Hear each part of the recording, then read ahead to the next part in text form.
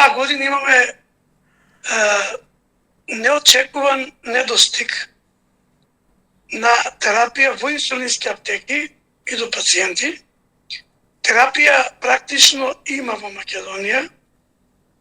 Кај компаниите кои што имаат склучено договор по тендерот од пред 2 месеци, меѓутоа некој во Министерството административно си поигрува со нашите судбини, затоа што решил да прави административни контроли, евиденции и секакви спекулации, информации стасаа до нас, а фактот е дека нема инсулини и ние на тоа силно реагираме дека не смеат да се играат со судбината на луѓето и дека терапијата мора да се подели, а они, односно сите надлежни органи, ние апелираме до сите надлежни органи. Од пред 24 месеци ние очекуваме од основно јавно обвинителство до Државен завод за ревизија, че секој што треба да се вклучи, нека следи не за само за инсулини, за сите терапии. Ние од 2014 бараме се да е достапно после паралелниот увоз.